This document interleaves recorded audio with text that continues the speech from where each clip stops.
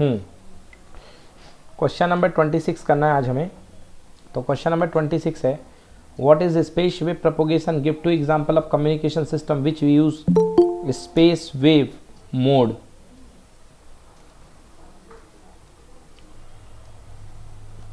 Okay, and then a TV tower of height 80 metre tall होगा। Calculate the maximum distance up to which signal transmitted from the tower can be receive. तो दोनों question out of syllabus हो गए हैं, बाहर चले गए हैं क्योंकि ये कम्युनिकेशन के थे। गुड इवनिंग श्रुति। चलिए, good evening sir. Good evening बेटा।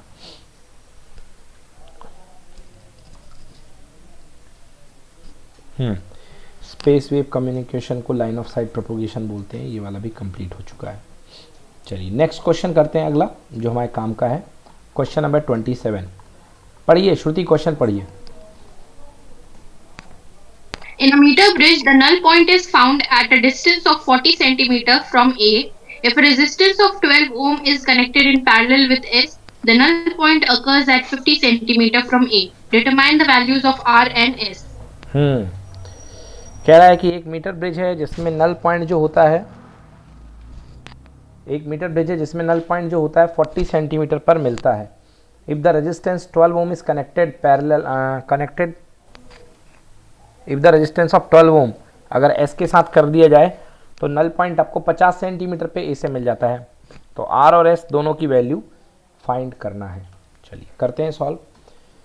देखिए फर्स्ट केस में आपको नल पॉइंट 40 सेंटीमीटर पर मिलता है, तो L1 की वैल्यू हो गई अपने पास 40, तो R by S equal to 40/60 यानी कि 2/3। पहला कंडीशन आ गया।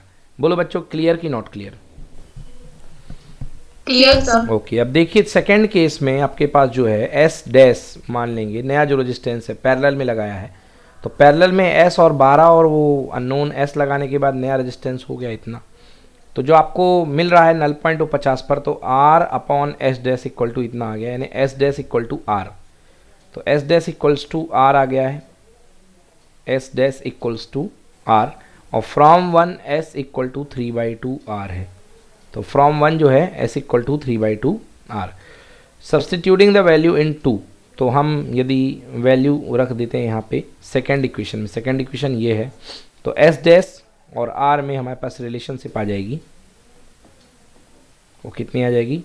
एस डैश इक्वल्स टू 12 और यहाँ पे एस की जगह 3/2 आर और 12 प्लस 3/2 आर। तो ये सॉल्व करने पर हमारे पास आ गया इतना। S dash equal to R के इक्वल आया है, आ चुका है, एस डैश आर के इक्वल है। तो यदि मैं इसको आर से कंपेयर करता हूँ तो मेरे पास आर की वैल्यू आ रही है बच्चों 4 ओम, और आर की वैल्यू मैं रिप्लेस कर दूंगा किस वाले इक्वेशन में, 3/2 आर में, तो मेरे पास एस की वैल्यू भी आ जाएगी 6 ओम। तो आंसर बन गया R equals to 4 ohm, R equals to 6 ohm. चलिए अब मेरे साथ एक बार आप लोग करेंगे इस क्वेश्चन को, ठीक है ना, एक एक बार साथ में करते जाइए थोड़ा सा, जिससे कि ये ईजी लगे आप लोग को। ओके चलिए, तो सबसे पहले डायग्राम बना लीजिए एक बार आप लोग। ये जो डायग्राम इसका क्वेश्चन में दिया हुआ है बच्चों, डायग्राम बना लीजिए इस तरीके से। और फर्स्ट केस में 12 ओम मत जोड़िएगा, दो डायग्राम बनाना है। पहले केस में केवल प्योर एस रहेगा और दूसरे केस में 12 ओम ऐड कर दीजिए। डायग्राम बनाने के बाद बोलिए यस।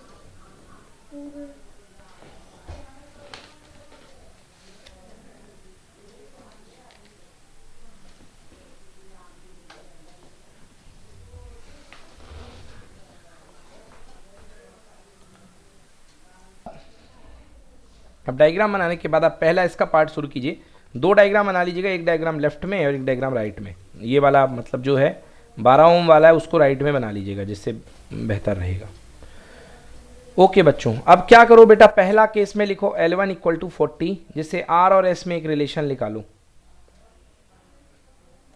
ये देखिए बताइए, R और S में 2/3 आ गया,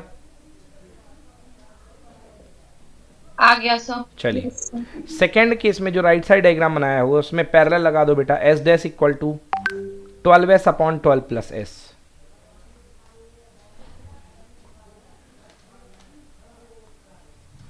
done sir. S dash equals to 12s upon 12 plus S, मतलब कितना, मतलब आ जाएगा बेटा 12s अपॉन 12 प्लस एस। तो S upon R upon S dash equal to आ गया 1, आया। क्लियर? सर ये सेकंड केस का L2 दिया हुआ है हाँ 50 गिवन सेंटीमीटर। गिवन है ना बेटा, क्वेश्चन में गिवन है 50 है। हाँ सर, ओके सर। तो r upon S dash equal to 1, मतलब S dash equals to R ले आओ बच्चों।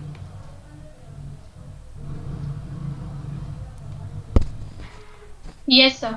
हाँ बच्चों, एस डैश की वैल्यू कितनी है? 12s अपॉन 12 प्लस एस है कि नहीं है? यस सर है। तो रखो यहाँ पे 12s अपॉन एस डैश की जगह 12s अपॉन 12 प्लस एस रख दो, हाँ equal to R. Sir. Yes और नो? Yes sir. और पहले रिलेशन से एस और आर में रिलेशन निकाला था, देखो R upon S equal to 2/3, तो 2s इक्वल टू आर, यानी एस इक्वल टू 3/2r। हाँ या ना? हाँ सर। हाँ सर। भाई फर्स्ट इक्वेशन से 3r इक्वल टू 2s, तो s इक्वल टू 3r/2 होगा कि नहीं होगा? होगा सर। yes. हाँ तो बच्चों जहाँ s है वहाँ पे 3r/2 रख दो, उससे r की वैल्यू निकलेगी, s की वैल्यू 3r/2।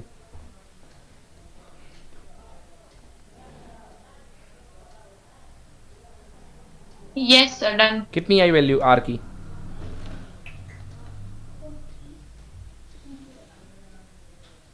सर 1 मिनट से सॉल्व कर रहा हूँ। हाँ सॉल्व करिए, वैल्यू रख दीजिए s की, s की वैल्यू r के टर्म में रख दो और r की वैल्यू निकलेगी, फिर r की वैल्यू बताओ कितनी आई।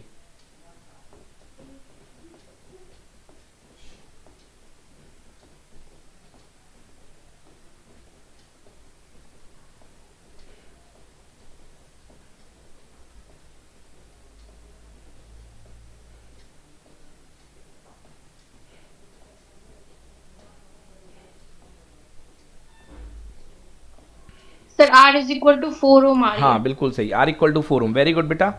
अब ये r की वैल्यू बेटा इसमें रख दो 3/2r में, s इक्वल टू 3/2r था ना? Yes sir. तो r की वैल्यू 4 रख दो, तो 2 2 जा 4, s इक्वल टू 6 ओम। आ गया आंसर? हाँ सर आ इसने गया। फालतू इतना बड़ा कर रखा है, अपना तरीका एकदम सही। तो answer s equal to 6 ohm. Arina आपका आया कि नहीं आया? यस सर आ गया। चलिए, तो इस तरीके से ये भी न्यूमेरिकल हो गया। चलो अगला क्वेश्चन श्रुति पढ़ो, क्वेश्चन नंबर 28।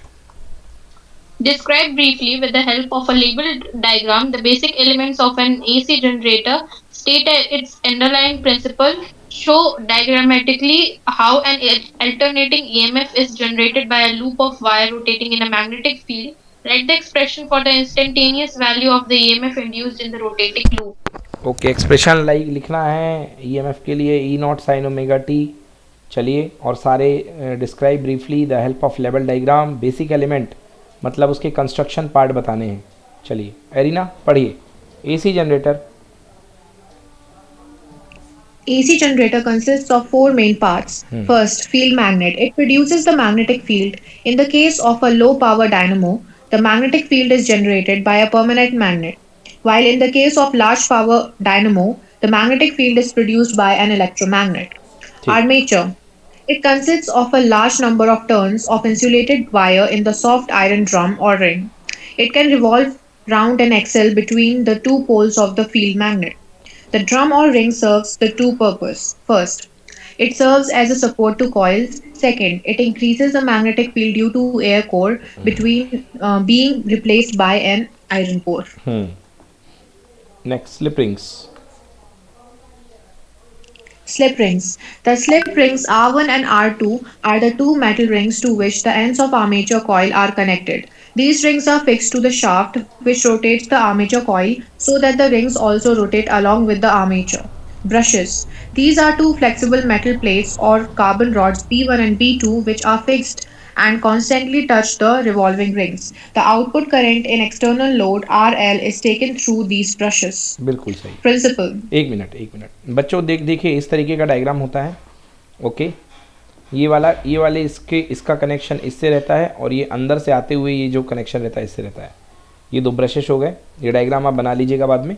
ओके, क्लियर हो गया बच्चों? डायनामो आपका मोटर बोलते हैं, इसको जनरेटर बोलते हैं। क्लियर है डायग्राम? Yes, sir, clear. चलो पढ़ो principal. Principle.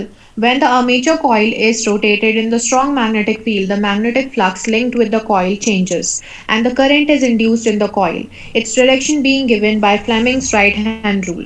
The direction of current remains unchanged during the first half turn of the armature. During the second half revolution, the direction of current is reversed. Thus, the direction of induced EMF and current changes in the external circuit after each half revolution. If n is the number of turns in coil, f the frequency of rotation, a area of coil, and b the magnetic induction, then induced EMF E is equal to minus d phi by dt is equal to d by dt of NBA cos 2 pi ft is equal to 2 pi NBA f into sin 2 pi ft. बच्चों इसी को omega T बोलते हैं। तो 2 पाई N B ए यानी कि 2 पाई F यानी omega, या इसको बोलते हैं एन बी ए ओमेगा साइन 2 पाई एफ को क्या बोलते हैं, ओमेगा टी। तो ये हो गया बच्चों इंड्यूस ईएमएफ। इसी को अपन बोलते हैं क्या, पीक वैल्यू। जिस समय ओमेगा टी 90 डिग्री रहेगा तो ये बन जाएगा E naught sine omega t. बच्चों क्लियर हो गया? Yes sir clear. तो ये इसका वोल्टेज इक्वेशन आ जाएगा, equals to minus d phi by d t, और d phi by d t जो होता है डिफरेंशिएट कर देंगे इसको कॉस ओमेगा टी को, फ्लक्स को, और ये इक्वेशन बन जाएगा। हाँ बेटा बोलिए। सर ये ऊपर पैराग्राफ में सर क्या सर हाफ रेवोल्यूशन के बाद में वो दूसरा सर रिवर्स में करता है? हाँ, हाफ रेवोल्यूशन के बाद करंट की डायरेक्शन रिवर्स हो जाएगी ना, क्योंकि फील्ड पलट ये, क्योंकि ये जो है इसका एरिया वेक्टर जो है ऊपर से नीचे की तरफ चला जाएगा एक तरीके से। हाँ सर, ओके सर। हाँ, उसकी वजह से डायरेक्शन चेंज हो जाती है ना। Yes sir. चलो चलिए नेक्स्ट क्वेश्चन देखेंगे। और कुछ डाउट तो नहीं है एरिना, श्रुति, आप दोनों को देखो बेटा, कुछ पूछना तो नहीं है इसमें? नो सर, और तो कोई डाउट नहीं। No sir. ये समझ में आ गया ना फ्लक्स का फॉर्मूला कहाँ से आता है? Flux equal to B A cos theta होता था, है ना? Phi is equals to B dot A हुआ करता था, याद करो। तो बी डॉट ए को ओपन करते थे तो phi equal to B into A into cos theta, और theta is equal to omega t हो जाता था, तो B A cos omega t, याद आया? Yes sir. और एन टर्न्स के लिए N B A cos omega t, omega का फॉर्मूला क्या होता है, 2 पाई एफ। तो इन लोगों ने 2 पाई एफ खोल करके रख दिया, उसको 2 पाई एफ टी हो गया, है ना। चलो नेक्स्ट क्वेश्चन। चलिए ये वाला हो गया पहला पार्ट। सेकेंड पार्ट पढ़ो श्रुति। A series LCR circuit is connected to an AC source having voltage V is equal to Vm sin omega t. Derive the expression for the instantaneous current J and its phase relationship to the applied voltage. Obtain the condition for resonance to occur. Define power factor. State the conditions under which it is maximum and minimum. पूरा LCR circuit एक तरीके से लगभग पूछ लिया गया है। Power factor पूछ रहा है, पावर फैक्टर कब मैक्सिमम होगा, तो पावर फैक्टर क्या होता है, कॉस फाई। कॉस फाई को बोलते हैं power factor, that is equal to R by Z. तो 0 डिग्री फेज होने पर कॉस फाई मैक्सिमम होगा और 90 डिग्री फेज होने पर कॉस फाई मिनिमम होगा। तो ये भी बता देंगे अपन लास्ट में। चलिए स्टार्ट करते हैं। पढ़िए arena, RLC series circuit. Suppose resistance R, inductance L, and capacitance C are connected in series, and an alternating source of voltage V is equal to V naught sin omega t is applied across it. On account of being in series, the current I flowing through all of them is the same. क्योंकि series circuit है तो पूरी current same जाएगी। इससे इसके cross voltage गिरेगा VL, इसका VR, इसका VC। पढ़िए।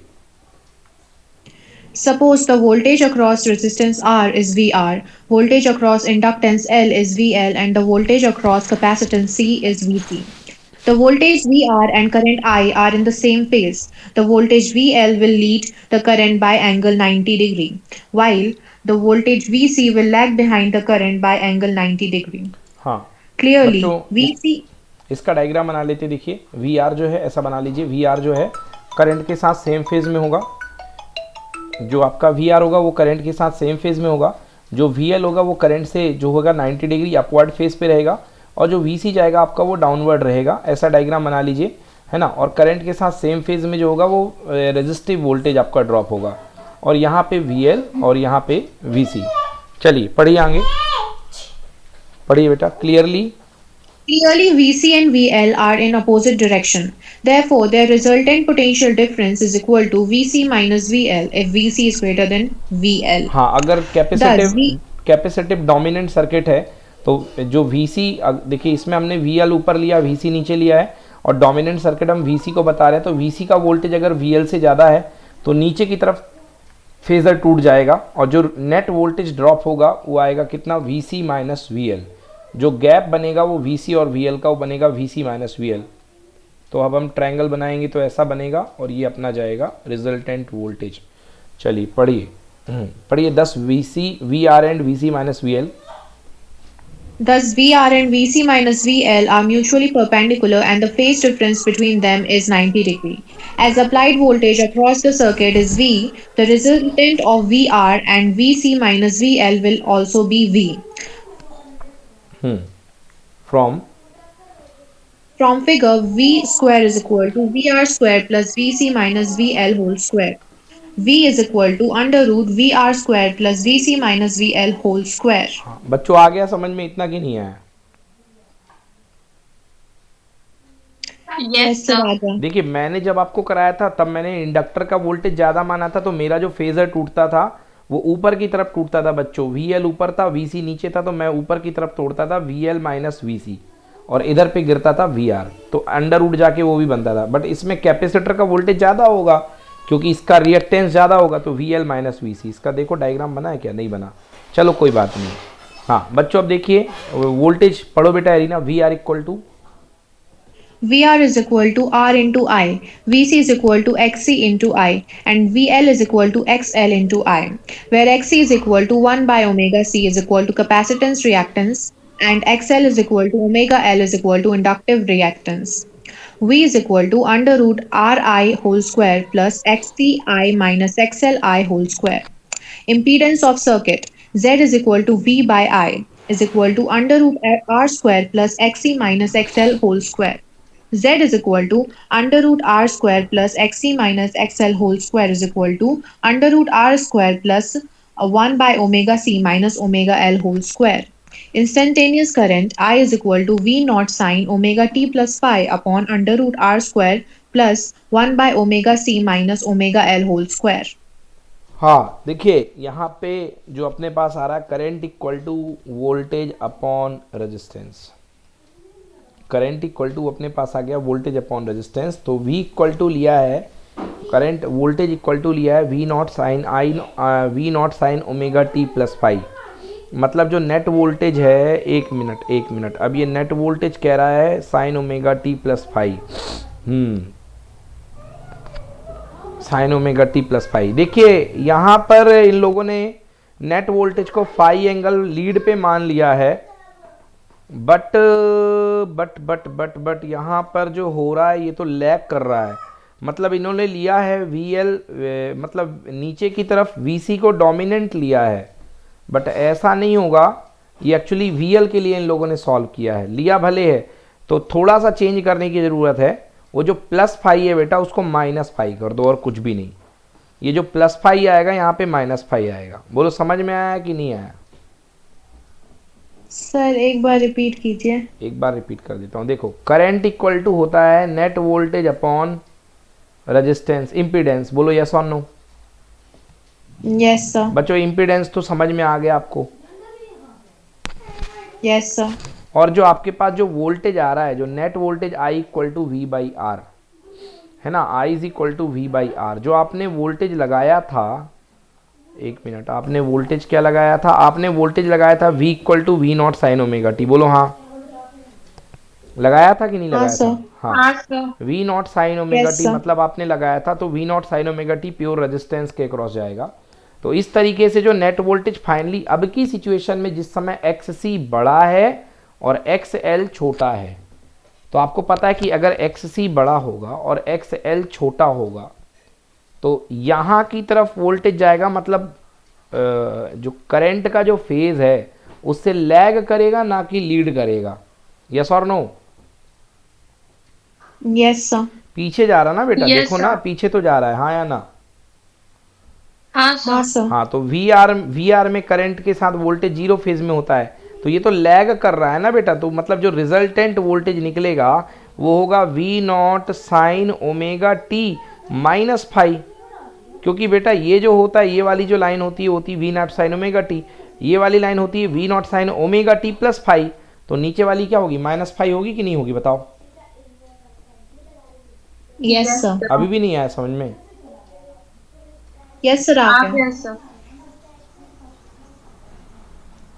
देखो क्या कह रहा है इस बार इनका जो कहना है कि जो सर्किट है वो कैपेसिटेंस डोमिनेटेड है।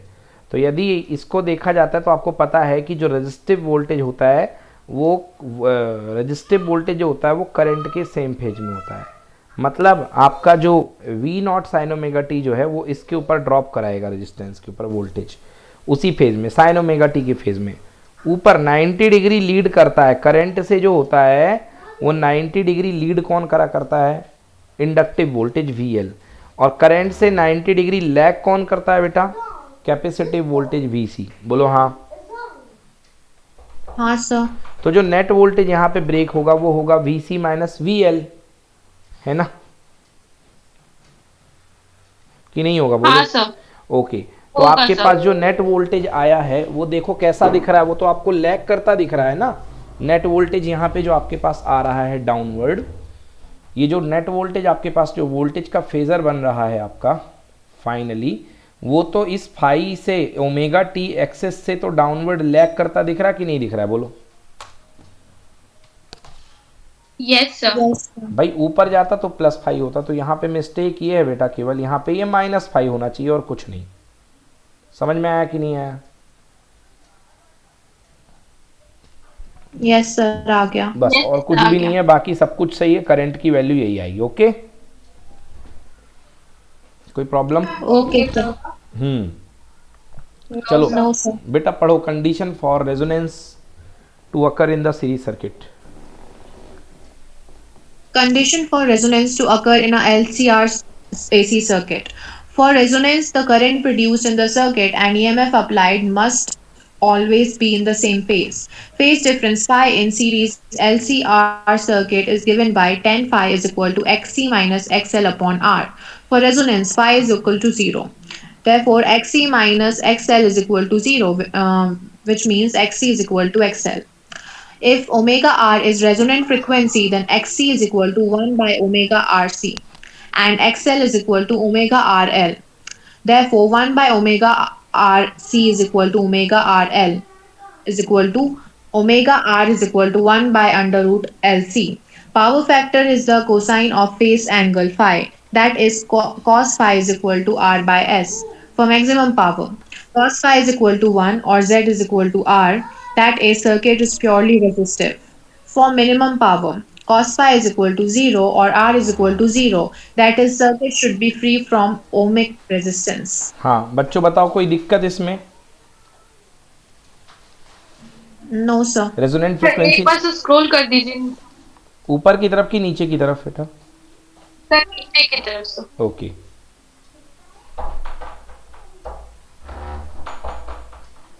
हाँ सर, क्लियर है सर। ठीक है ना, बस वही XC equal to XL equal to XC कर दिया, रेजोनेंट फ्रीक्वेंसी आ गई, पावर फैक्टर मैंने बता दिया R बाई जेड, तो पावर फैक्टर मिनिमम कितना होगा, 0 होगा, जिस समय यस 90 डिग्री हो जाएगा फेज एंगल, है ना, तो उस समय पावर Yes, sir. फैक्टर 0 होगा, और जिस समय प्योरली रेजिस्टिव सर्किट होगा Z इक्वल टू R होगा, तो उस समय पावर फैक्टर यूनिटी होगा। क्लियर? क्लियर है सर। चलिए नेक्स्ट। हाँ एरिना, सब कुछ क्लियर है, कुछ पूछना तो नहीं है ना? No sir. चलो ओके, पढ़िए 29 क्वेश्चन पढ़िए, एक मिनट, ये तो हो गया। हाँ 29 क्वेश्चन पढ़िए श्रुति।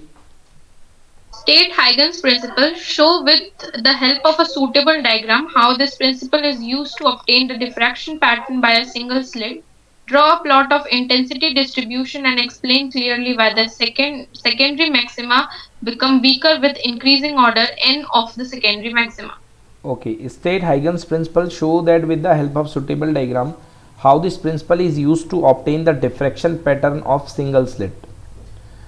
ह्यूजेंस का प्रिंसिपल बताओ और इसको यूज़ करते हुए आप ये बताओ suitable diagram how this principle is use to obtain the diffraction pattern by a single slit. ठीक है, मतलब आपको सिंगल स्लिट का डिफ्रैक्शन एक्सपेरिमेंट लिखना है।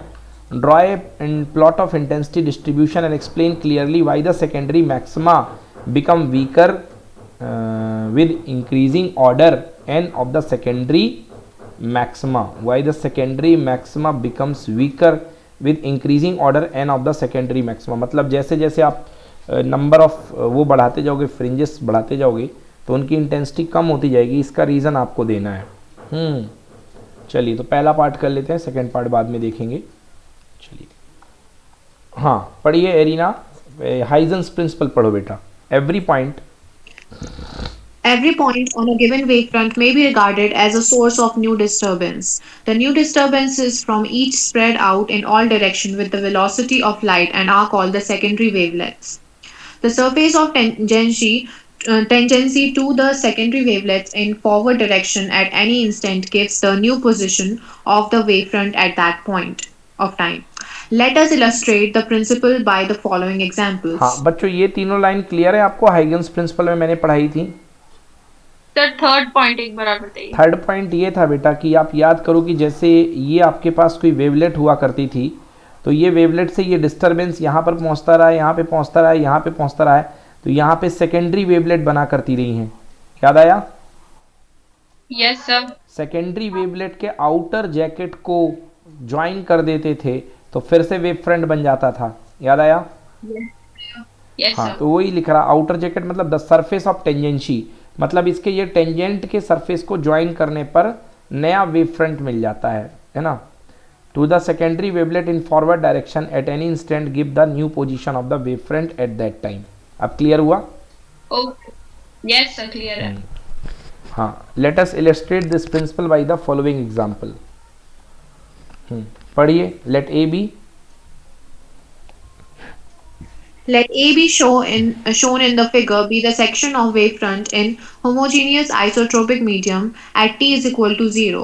We have to find the position of the wavefront at time t using Huygens principle. Let v be the velocity of the light in the given medium. A. Take the number of points 1, 2, 3 on the wavefront AB.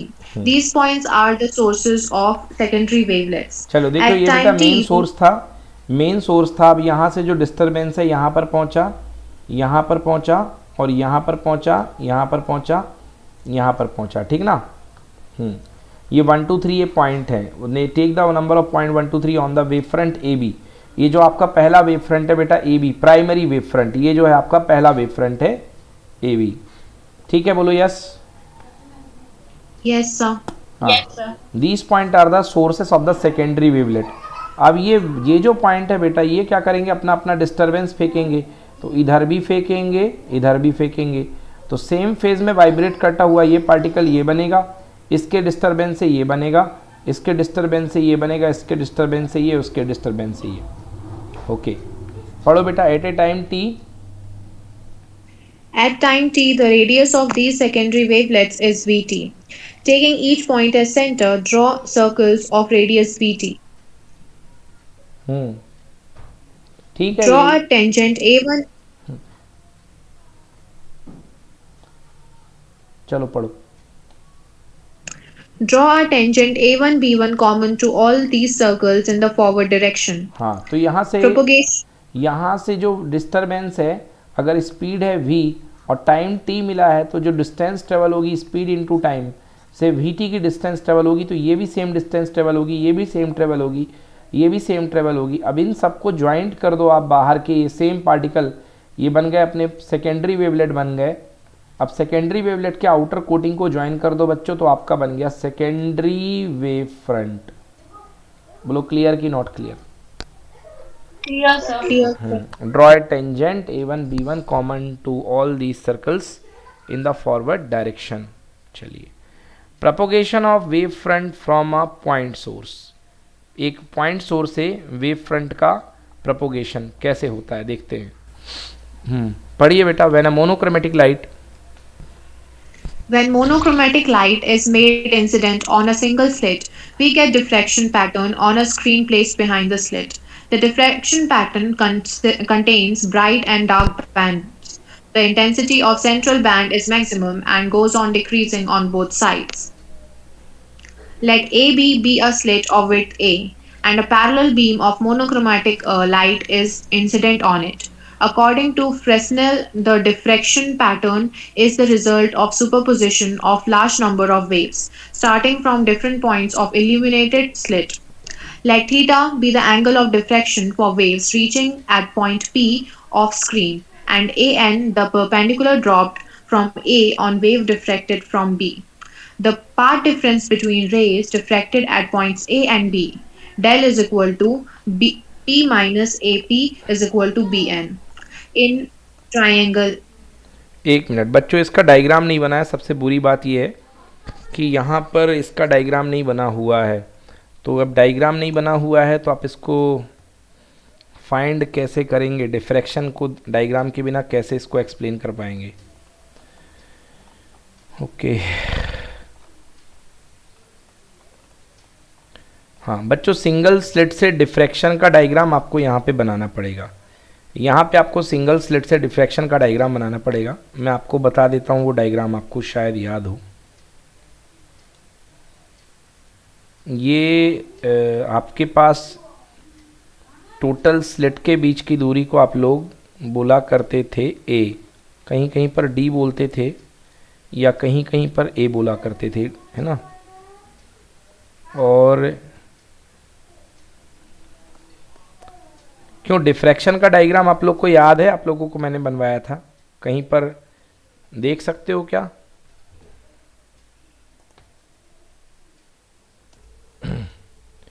तो वो जो diffraction experiment है उसमें diagram नहीं बना हुआ, उसको समझने के लिए हमें ये डायग्राम बनाना पड़ेगा। ये डिफ्रैक्शन का डायग्राम है। सर बीच में सर ये लेंस डालना जरूरी है? बेटा अगर ये लेंस नहीं डालोगे तो वो डिफ्रैक्शन आपको दिखवा ही नहीं करेगा, क्लियर नहीं दिखेगा, कॉन्ट्रास्टफुल नहीं दिखेगा। ये रेस को समेटने के लिए डाला जाता है लेंस। सर तो पेपर में भी बनाना पड़ेगा सर ऐसा ही? हाँ हाँ बिल्कुल। Okay sir. चलिए देखिए, पाथ डिफरेंस कितना है बेटा? यहाँ पे बी एन है, वही सारा को सारा पंगा पाथ डिफरेंस ही हैंडल करता है। तो बी से लेकर के एन तक का पाथ डिफरेंस है। ये एंगल कितना है बेटा? थीटा है। डिफ्रैक्शन एंगल कितना है? थीटा है। ओके, मतलब रेस जो है थीटा, ये एंगल डिफ्रैक्शन एंगल कहलाता है थीटा। ओके बोलो यस। Yes sir. ओके, तो देखो अगर आप यदि यहाँ से साइन थीटा लिख लो, sine theta equal to perpendicular upon hypotenuse. यार परपेंडिकुलर क्या है इसके सामने का? बी एन, और हाइपोटेनस क्या है बच्चों? यहाँ से लेके यहाँ तक की गैप है ए, तो B N equal to A sine theta. बोलो यस और नो। Yes sir. और बी एन क्या है? Yes, path difference. Path difference को किससे शो करते हैं? Delta. Delta is equal to A sine theta. Clear की not clear? Clear sir. Clear है सर। तो B N equal to A sine theta या delta is equal to A sine theta, ये वाली चीज हो गई। ठीक है ना, लिखो बच्चों, B N equals to A sine theta या delta is equal to A sine theta, इतना नोट करो पहले। अब इसी पाथ डिफरेंस से वही कंस्ट्रक्टिव और डिस्ट्रक्टिव इंटरफेरेंस की कंडीशन बनाएंगे।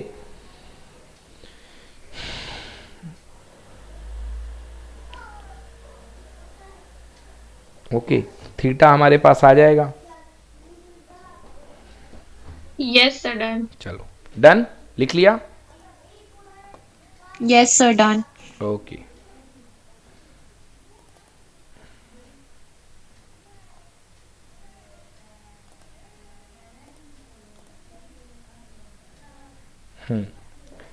चलिए अब देखिए बच्चों, पोजीशन फॉर मिनिमा। अब इसमें पोजीशन के लिए आपके पास पाथ डिफरेंस कितना आ गया? A sine theta. Okay, position for minima. देखिए पोजीशन फॉर मिनिमा के लिए जो पाथ डिफरेंस हुआ करता था, आपको याद होना चाहिए कि लैम्डा पाथ डिफरेंस पर जो वेव इंटरफेयर होती थी वो डिस्ट्रक्टिव इंटरफेरेंस बनाती थी। तो ए साइन थीटा 1, तो फर्स्ट के लिए मैंने स्लिट को टोटल को दो पार्ट में ब्रेक किया था, तो लैम्डा लैम्डा का पाथ डिफरेंस आया करता था। और ये अगर दो तो A sine theta 1 equal to lambda, समझ गए? तो बच्चों अगर फर्स्ट के लिए करोगे, फर्स्ट डार्क के लिए, तो a sine theta is equal to lambda. अगर सेकेंड डार्क के लिए करोगे तो a sine theta equal to 2 lambda. और अगर nth डार्क के लिए करोगे बच्चों तो a sine theta n equals to n lambda. बच्चों ये तीन चीज़ें लिख लो। Condition for the first dark a sine theta 1 equal to lambda, second dark a sine theta equal to 2 lambda, और nth dark a sine theta equal to n lambda. Note करिए।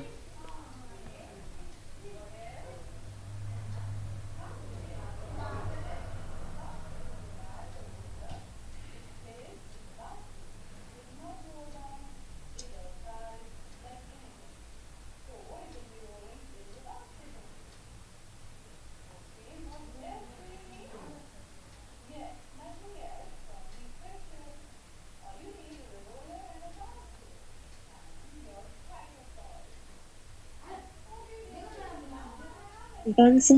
Okay तो finally a sine theta n equal to lambda. बेटा theta बहुत छोटा होता है तो इसलिए हम a साइन थीटा n को हम नियरली थीटा n मान लेंगे। तो theta n a into theta n equal to कितना हो जाएगा n lambda. So theta n equals to n lambda upon a। Note कर लो फॉर nth डार्क के लिए theta n equal to n lambda by a। Okay तो angular width कितनी बनेगी, सेंट्रल वाले की 0, सेकेंड वाला बनेगा लैम्डा बाई ए पर, डार्क वाला देखो। फिर उसके बाद थर्ड डार्क कहाँ पे बनेगा, 2 लैम्डा बाई ए पर। फिर फोर्थ डार्क कहाँ पे बनेगा बच्चों, 3 लैम्डा बाई ए पर। बोलो आया समझ में? Yes, sir. ये फर्स्ट डार्क, ये सेकेंड डार्क, ये थर्ड डार्क, इस तरीके से n लैम्डा बाई ए। तो n की जगह वैल्यू पुट करते जाओ, 1 यानी 1 लैम्डा बाई ए, और पीछे की तरफ -1 तो माइनस लैम्डा बाई ए। तो ये इंटेंसिटी का डायग्राम भी आप बना सकते हो। मिनिमा पोजीशन, इतने एंगुलर विड्थ पे आपको मिनिमा मिलेगा।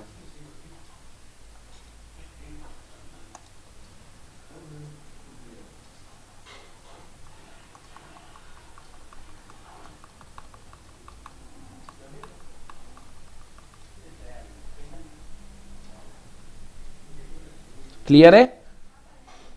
लिख लिया? Yes, sir. डायग्राम बना लिया इंटेंसिटी का, नहीं बनाया?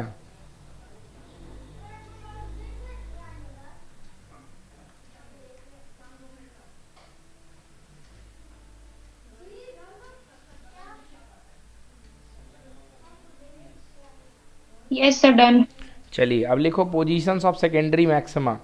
सेकेंडरी मैक्सिमा के लिए कैसा इंटरफेरेंस होना चाहिए, कंस्ट्रक्टिव इंटरफेरेंस। तो फर्स्ट केस के लिए मैंने क्या बताया था, पहले के लिए लैम्डा इक्वल टू 0, फर्स्ट वाले के लिए लैम्डा इक्वल टू 0, सेकेंड वाले के लिए फर्स्ट तो खैर सेंटर पे तो होएगा ही कंस्ट्रक्टिव, सेकेंड के लिए मैक्सिमम के लिए लैम्डा इक्वल टू कितना, a sine theta equal to 3 lambda by 2, है ना।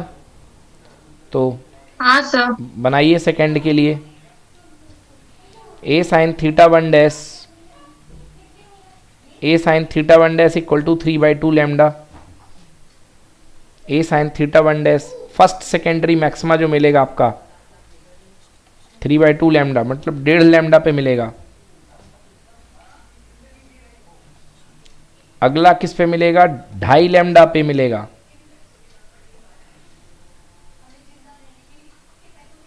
ठीक है ना। फिर कितने पे मिलेगा, 7/2 पे मिलेगा। तो फर्स्ट आपको मिल गया 3/2 लैम्डा, देन 5/2 लैम्डा। तो इस तरीके से a sine theta N dash equal to 2n + 1 lambda by 2। Clear? Yes, sir. Theta को थीटा एन में रिप्लेस कर लो बच्चों। तो theta N sine theta N is equals to 2n + 1 lambda by 2। A को नीचे जान दो तो थीटा एन डैश की वैल्यू आ जाएगी ये।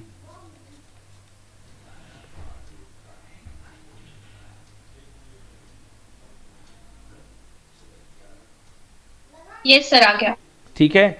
तो ये आ गया बच्चों, ये इंटेंसिटी ऑफ एंगुलर विड्थ आ गई इसमें, position, sorry not angular width, ये पोजीशन है सेकेंडरी मैक्सिमाज। समझ गए ना। तो सेकेंडरी मैक्सिमा की पोजीशन मिल गई हम लोग को। Clear? Yes, sir. Yes sir. देखिए अब पहला आपको कहाँ मिला है, मैक्सिमा 0 पे मिला है। दूसरा मिनिमा लैम्डा बाई ए पे, दूसरा 2 लैम्डा बाई ए पे, और ये आपके मैक्सिमा मिल रहे हैं। ये देखो, ये फर्स्ट प्राइमरी मैक्सिमा, इसके बाद first secondary maxima, second secondary maxima, और इसके बाद थर्ड सेकेंडरी मैक्सिमा। इंटेंसिटी लगातार कम होती जाएगी। ये जो ऊपर दिख रहे हैं पीक, ये मैक्सिमा पोजीशन के हैं, और ये जो नीचे पीक दिख रहे हैं जो मैंने पहले कराए थे वो मिनिमा पोजीशन के थे। ठीक है, ठीक सर। Okay, Yes, sir. चलिए तो वापस अपने काम की तरफ आ जाते हैं जहाँ पे छोड़े थे हमने। हाँ जी बेटा, देखिए तो डेल्टा इज इक्वल टू वही सब आ गया था, ए साइन थीटा, वही सब ट्रायंगल वैंगल बना लेना जो भी डायग्राम था। ठीक ना, इस तरीके से रेज गई थी, ये एंगल थीटा वीटा हो गया था।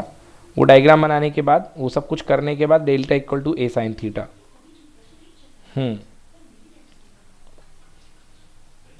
चलिए पढ़िए अरीना यहाँ से, path as A is the width of the slit, पढ़ो। As AB is equal to width of slit is equal to A, therefore path difference delta is equal to A sine theta. To find the effect of all coherent waves at P, we have to sum up their contribution, each with a different phase. This was done by Fresnel by rigorous calculation, but the main features may be explained by simple arguments given below. At the certain central point C of the screen, the angle theta is 0. Hence, the waves starting from all points of slit arrive in the same phase. This gives maximum intensity at the central point C. If point P on screen is such that the path difference between rays starting from edges A and B is lambda, then path difference A sine theta is equal to lambda, which implies sine theta is equal to lambda by A. Sin theta is equal to lambda by A. Here, if angle theta is small, sin theta is equal to lambda by A. Diagram बना चुके हैं बच्चों। ये first minima की position होगी, first secondary minima. The intensity of secondary maxima decreases with increase of order n, because with increasing n the contribution of slit decreases. For n is equal to 2, it is 1/5. For n is equal to 3, it is 1/7, and so on. Intensity जो है n equals to 2 पे 1/5 हो जाएगी, और n equals to 3 पे जो है intensity 1/7 हो जाएगी। चलो, क्लियर हुआ बच्चों? Yes, sir. Yes, sir. तो इसमें पूरा प्रूफ तो नहीं किया, बस इसमें शो कर दिया गया है, इसको शो कर दिया गया है। मैंने आपको पूरा प्रूफ उसमें बता दिया कि किस तरीके से करना पड़ता है। चलो, इंक्रीज इन ऑर्डर।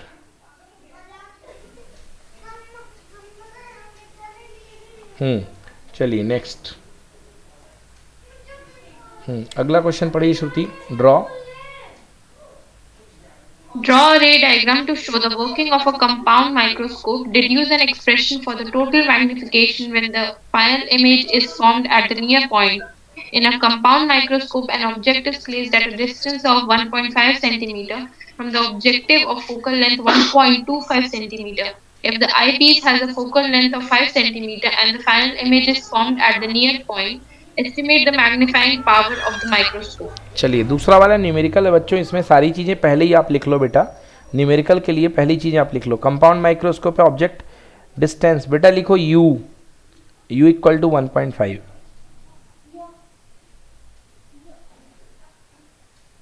लिखा? Yes, sir. दूसरा, Yes, sir. Objective focal length 1.2 लिखो। FO equal to 1.25, FO plus 1.25।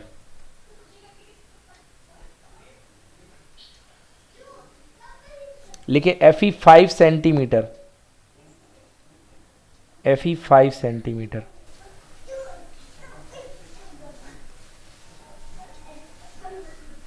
ठीक है? Yes, sir. लिखो बच्चों final image VE equal to D 25 centimetre minus में।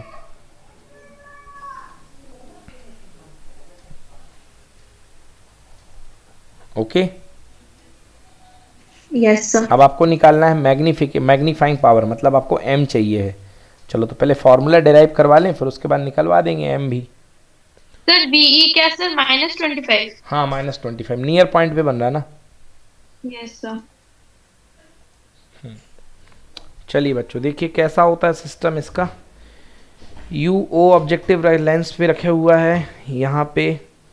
ये इसकी फाइनल इमेज यहाँ पे बन गई वी ओ पर, और ये इसके फोकस और इसके बीच में रखा होता है, तो इसकी वर्चुअल इमेज यहाँ पे जाकर के बनती है पीछे की तरफ डी पर, distance least distance of distinct vision पर। बहुत प्यारा डायग्राम है बच्चों, आप भी ऐसे ही बिल्कुल बनाओ डायग्राम।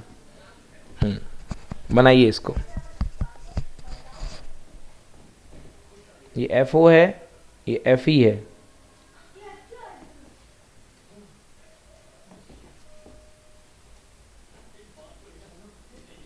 फाइनल इमेज जहाँ पे बनती है वो डी होता है, डी इक्वल्स टू -25 यूज होगा यहाँ पे।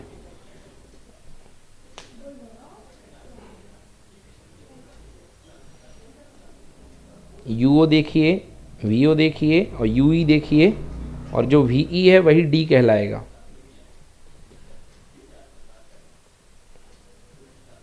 दो मार्क्स होते हैं बेटा डायग्राम के इसके, इसलिए अच्छे से बना लीजिएगा।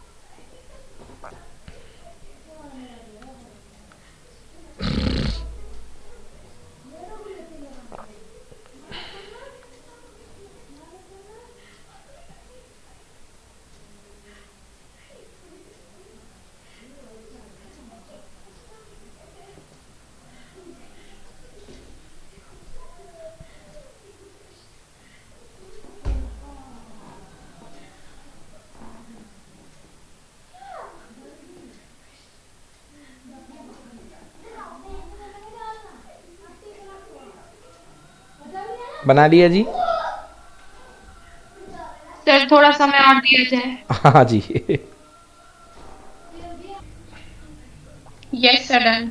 ओके, तो ये डायग्राम बनाने के बाद ये फार्मूला यूज़ किया हम लोगों ने, ये फार्मूला है। इस फार्मूले को यूज़ करके सबसे पहले यूओ गिवन है, एफओ गिवन है, एफई गिवन है, तो सबसे पहले आप वीओ निकाल लीजिए इसका यूज़ करके, वीओ। तो वीओ आ गया 7.5। अब वीओ का इस्तेमाल करके आप निकाल लीजिए क्या, M, magnification. M is equal to फॉर्मूले में देखिए minus V O upon U naught 1 plus D by F E. तो minus V O upon U naught 1 plus D की value 25 centimetre upon F E. हाँ, डी की value में negative मत लगाइएगा, क्योंकि जब हम प्रूफ करते हैं तो डी को ऑलरेडी नेगेटिव ले चुके होते हैं, तो डी को +25 लीजिएगा। ये मिस्टेक हो जाती है बच्चों से, डी की वैल्यू +25 लीजिएगा, क्योंकि फॉर्मूला बनाते समय डी की वैल्यू हम रख चुके होते हैं negative.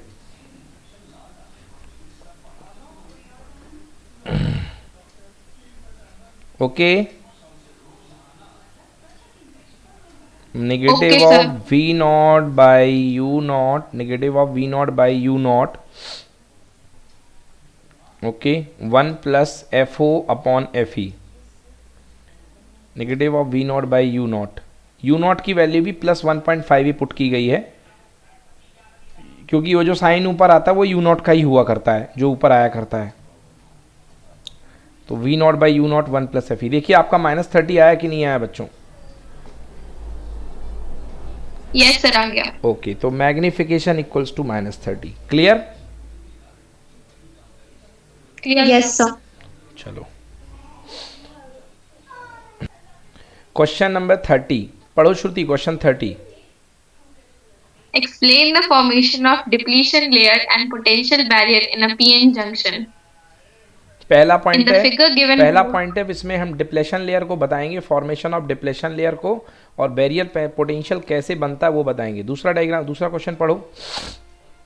In the figure given below, the input waveform is converted into the output waveform from a device X. Name the device and draw its circuit diagram. हाँ भाई, इस डिवाइस का नेम बता दो। श्रुति तुम ही बताओ इस डिवाइस का नेम क्या है। The full wave rectifier. Very good Shruti, बहुत अच्छी पढ़ाई करी आपने, एग्जैक्टली सही। ये फुल वेव रेक्टिफायर है। ओके, और ये तो सिलेबस से हट गया है तो इसकी बात ही नहीं करेंगे। चलिए करते हैं इसको सॉल्व। हाँ, formation of depletion layer and potential barrier, पढ़िए arena.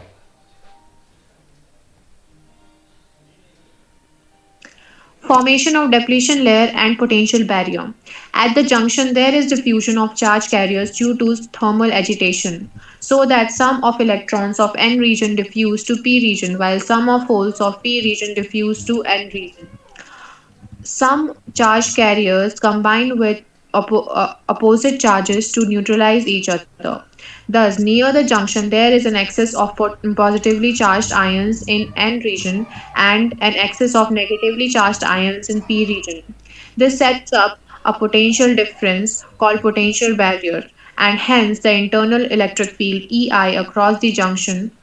The field EI is directed from N region to P region. This field stops the further diffusion of charge carriers. Thus, the layer, which is nearly equal to 10 to the power minus 4 centimeter to 10 to the power minus 6 centimeter on either side of the junction, becomes free from mobile charge carriers and hence is called the depletion layer. The symbol of PN junction diode is shown in the figure. PN junction diode का symbol, layer structure, okay, और ये diode symbol दिया गया है। चलिए next पढ़िए, the box. The box contains the circuit full wave rectifier. हाँ बच्चों, डायग्राम बना लीजिएगा फुल वेव का, ओके। इसमें दो डायोड होते हैं, एक ऊपर एक नीचे। जब दोनों एक्ट करते हैं तो आउटपुट वेव फॉर्म आपको दोनों टाइम पे मिला करता है, पॉजिटिव के करस्पॉन्डिंग भी, नेगेटिव के करस्पॉन्डिंग भी। तो ये होता है full wave rectifier. Logic gate is and gate, चलो इसकी तो बात ही ना करी हम लोगों ने, ओके। बच्चों सिलेबस से ऑसिलेटर हट चुका है ना, ऑसिलेटर इस साल के सिलेबस से हट गया है। आपको ऑसिलेटर पहले था, सेकेंड पार्ट हट गया है। पढ़ दो बेटा, क्वेश्चन पढ़ दो Shruti. With the help of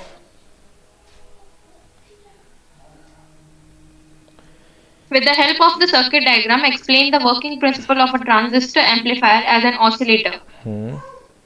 Distinguish between a conductor, a semiconductor, and an insulator on the basis of energy band diagrams. हाँ, तो सेकेंड पॉइंट इसका काम का है, हमारे सिलेबस में है, एनर्जी बैंड डायग्राम के बेसिस पे इसका क्लासिफिकेशन, कंडक्टर का, सेमीकंडक्टर का, इंसुलेटर का। बच्चों आपको याद होगा जब मटेरियल थ्योरी पढ़ाई थी तो मैंने आपको 3 बैंड बना के दिखाए थे।